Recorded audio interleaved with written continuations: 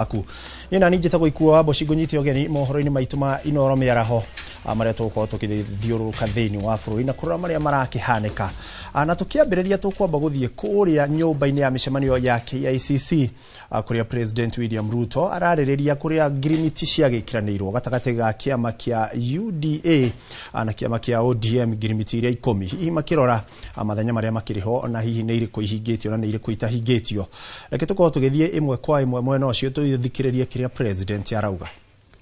More than $1 billion shillings every day. It is a platform that is traceable. It is a platform that's accountable. The old system where people were paying cash and paying through checks and paying through corners and paying through pay bills, we have stopped.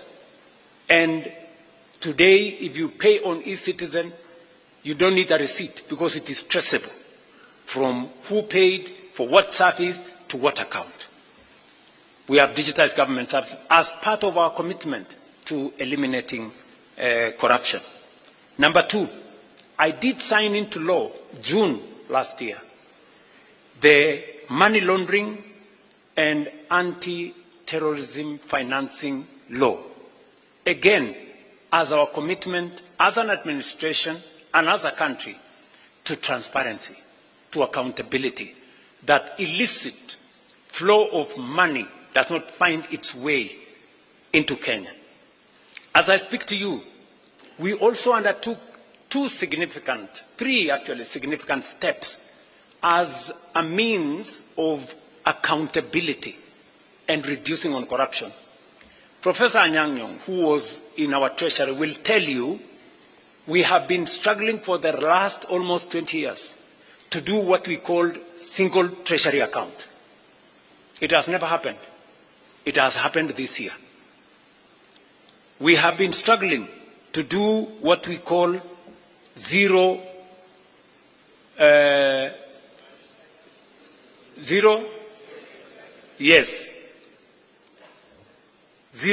budgeting, meaning that we eliminate confusion. There was an element where people were saying corruption is budgeted. This time round, we are introducing greater accountability on budgeting to make sure that for every budget, every year we bring it to zero. We know what was achieved, what was not achieved, and then we plan again. So those two, and then finally, we are undertaking the e-government procurement. We know it has caused difficulties. It has not been easy. But it has not been easy because those people who are used to manipulating things and tenders and what have really fought this matter. We agreed on EGP like 8 years ago. I think it was 2020. It has been in the books. It has never been implemented. We have implemented it this year. Why? Because we want government procurement to be transparent. We want accountability. And we want to know if you are selling to government, are we getting a fair price?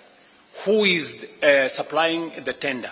For how much? And it must be open in a portal where all people involved can follow, so that if I don't get the tender, it means I was not the lowest or I did not meet the qualifications.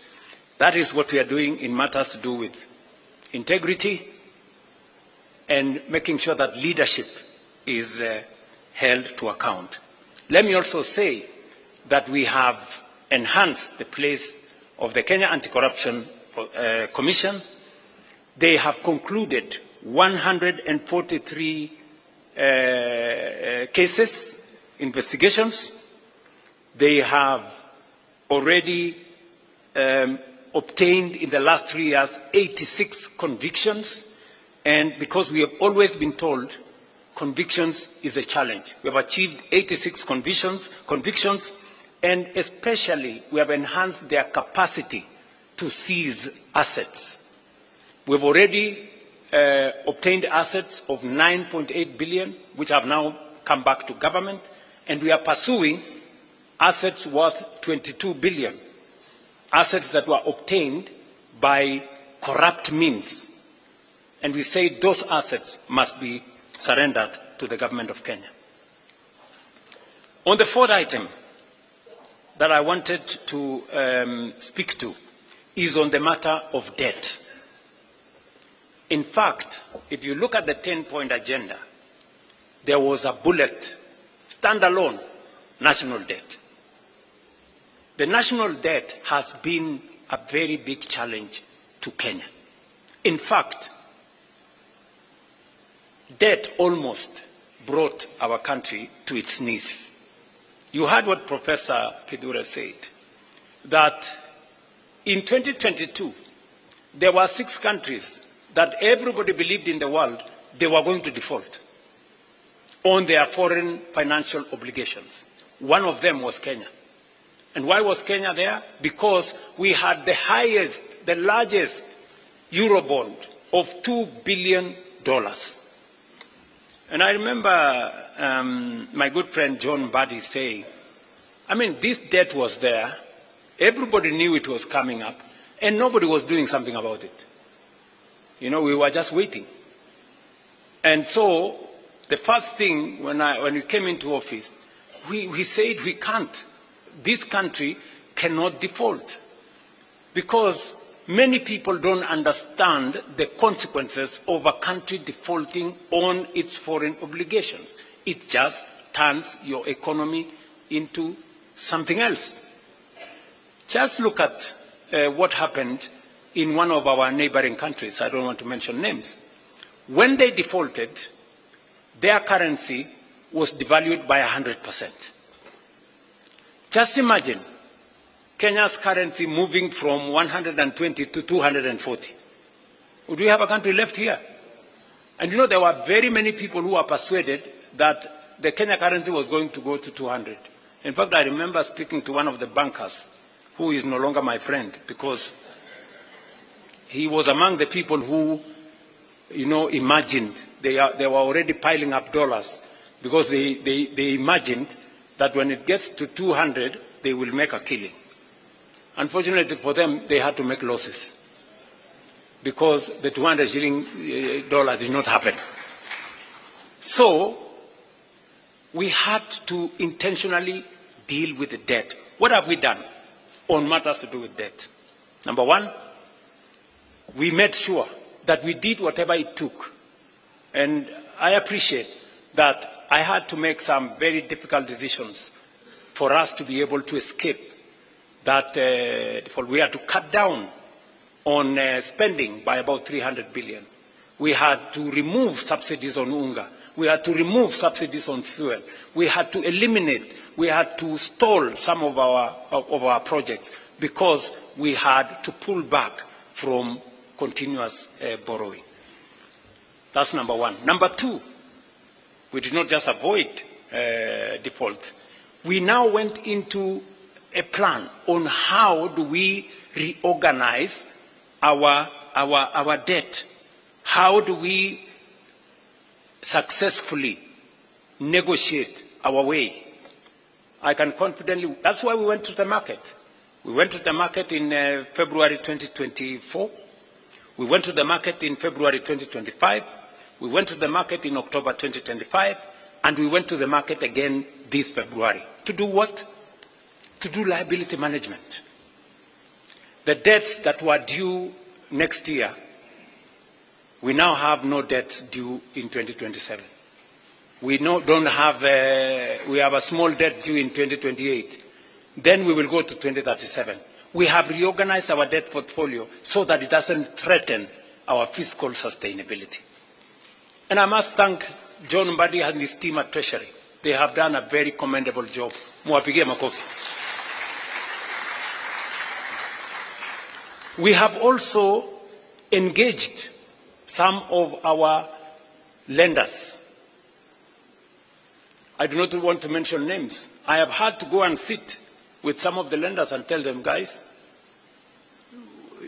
some of these loans, the repayment is too steep for us.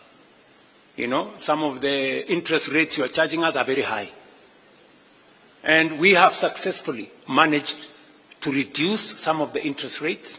we have managed to change some of the structure of the debt so that instead of too much upfront payment, we have managed to negotiate to make them concessional.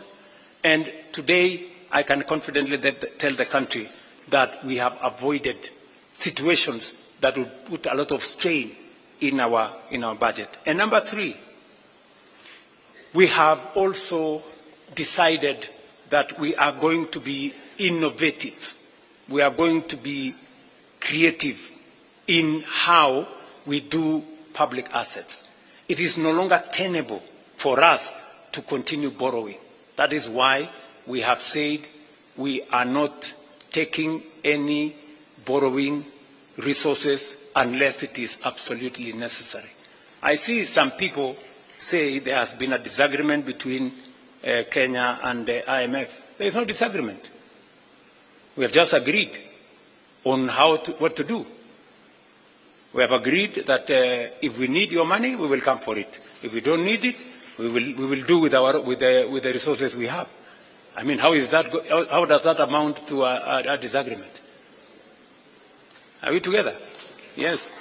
I mean, is it wrong to be able to stand on your own and do your own stuff? Is that a weakness or a strength? Yes, to me, akili bwana. So, what have we done? We have decided to have alternative instruments of financing our development.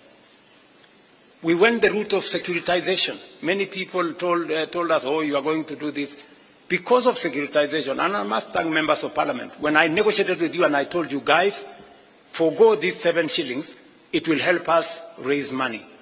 We raised 175 billion shillings. We returned all the contractors to our roads. We paid them. Today, we have 6,000 kilometers of road going on in Kenya. We have 90% of our contractors are back on site, and new roads are now being contracted because we decided not to continuously depend on the budget. We looked for alternative. Na rĩu tũgĩthiĩ na mbere ũcio nĩ president arĩ kũrĩa nyũmba-inĩ ya mĩcemanio ya KICC na